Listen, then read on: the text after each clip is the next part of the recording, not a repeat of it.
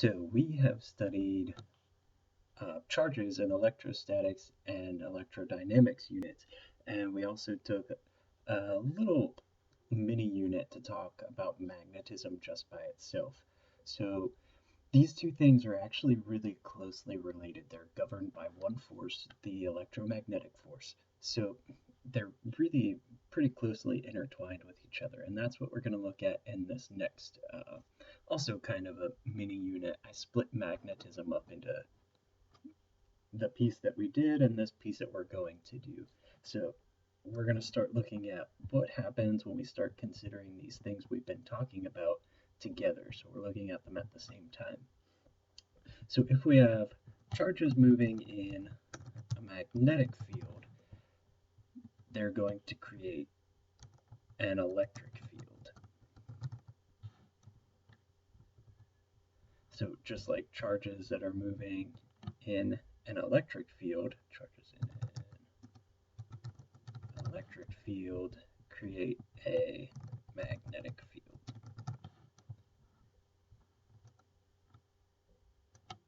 So these two things kind of cause each other to happen. They have this mutual relationship where they, kind of exist together, and that is called electromagnetic induction. Induction is the basis of a lot of technology that we use, like transformers on power lines, electric generators. If you have ever experienced that, the apartment I used to live in before I came here had a generator right outside the window. And the really annoying thing was that I never got power back from it. It just ran really, really loud right outside my window and only powered the emergency lights. Super annoying. So first thing we're going to be talking about here in electromagnetic induction is motional EMF. EMF, electromotive force, that's what it stands for. That's what's actually making the electrons move from atom to atom. Typically, EMF is just the source voltage of the circuit that you're looking at. The term voltage, sometimes it can mean the same thing as EMF, but really it's more general, and you can kind of apply it in different ways. Like if you're talking about voltage drop between different points of the circuit. So just remember that EMF, the electromotive force, is kind of the source. It'd be like the total, maybe. We're going to look at this bar, and the figure below it has a length L, and it's moving at a speed V off to the right of the page in this magnetic field B, which is directed into the page. So the field, magnetic field, is going to exert a magnetic force on the electrons that are in the bar. So we know that that force is F equals QV V cross B. So if we use right-hand rule, then we can see that the V cross B part is directed which direction? Let's see. So remember, index finger points with V, so off to the right. Middle finger points into the computer screen because the magnetic field is into the page. So where's your thumb pointing now? It should be pointing up. So the V cross B vector points up. But since the electrons are negatively charged, we do the opposite. So the magnetic force acting on electrons would be directed down. So down your computer screen. So as a result of that, electrons are going to move to the bottom of the bar. So if all the electrons in this bar move down, well, not all of them maybe, if the electrons are moving down to the bottom of the bar, that leaves the top bar kind of vacant of negative charges. So the top of the bar is going to wind up positively charged.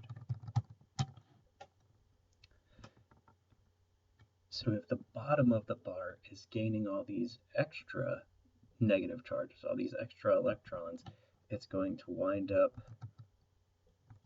with an overall negative charge.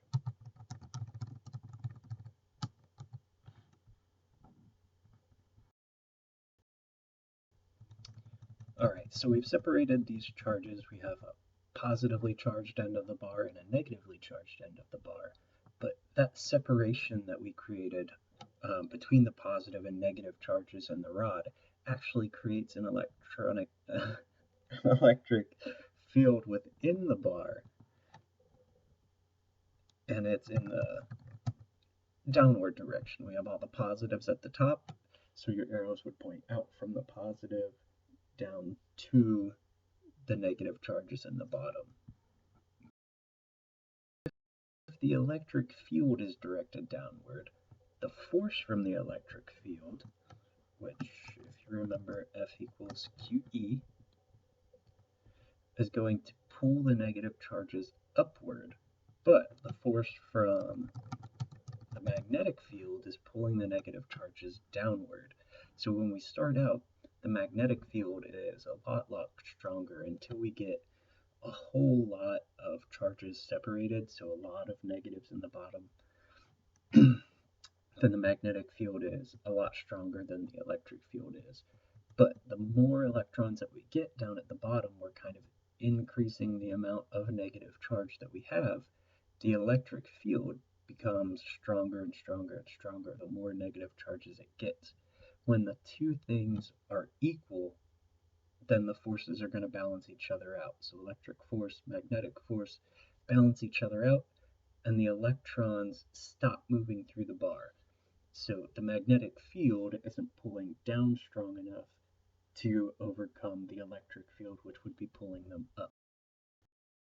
So we said that happens when the two forces are equal.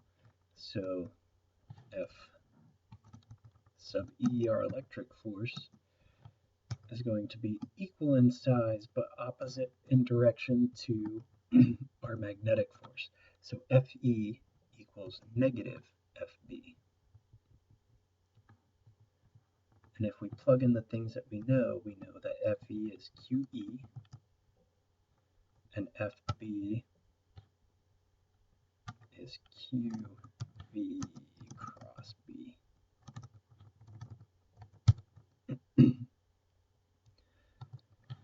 Since the Q on either side is referring to the electrons that we're talking about, then we can cancel those out because we know the charge of one electron on the left side is the same as the charge of an electron on the right side. So what we wind up with is E equals negative V cross B. So if we want to start talking now about the EMF that it produces, well, the electric field in the bar causes a potential difference of, so V is our potential difference, causes that to be E times L, however long the bar is. Let me get that correct.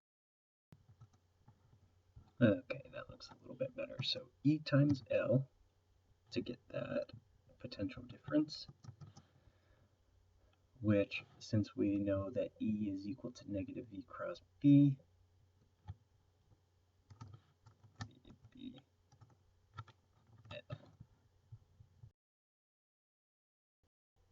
since the EMF is not a vector, it's just a scalar, we don't have to worry about that pesky little negative sign. We can just say that the size or the amount of EMF that we have is E times L or VBL.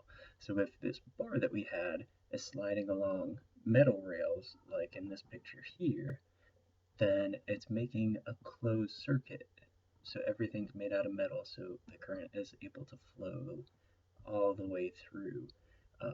In this case, the way that it's set up, the current would be flowing counterclockwise. So up the bar and then around the metal rail back to the bottom of the bar. And that's what we're going to call an induced current.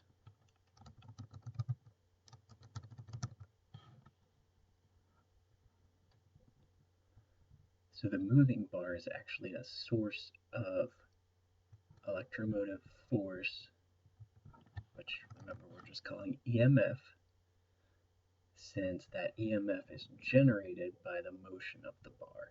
So the force that we have here, so our electromotive force is this kind of curly E looking symbol. It's an epsilon. Epsilon equals VB, and then our cursive L.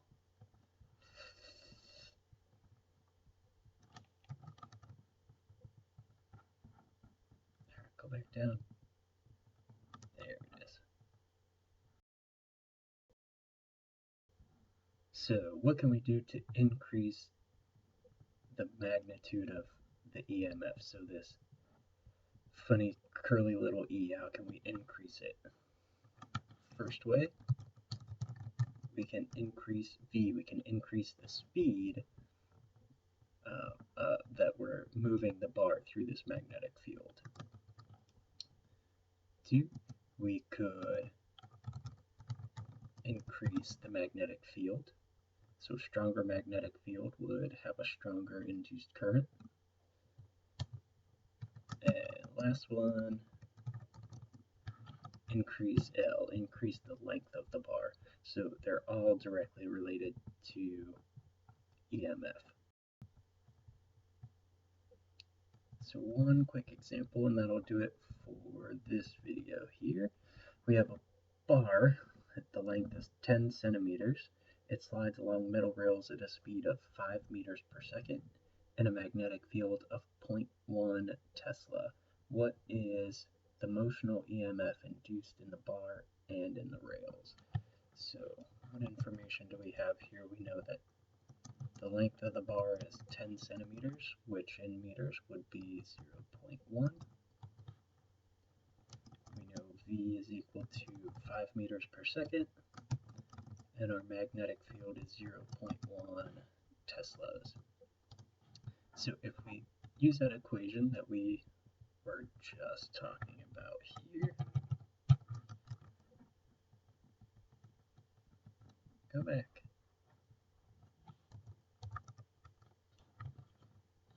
Then we just have to plug in the things that we know. So V is 5 meters per second. Our B is 0.1 Tesla. And our L is 0.1 meters. So go through and do that multiplication, you get 0.005 volts.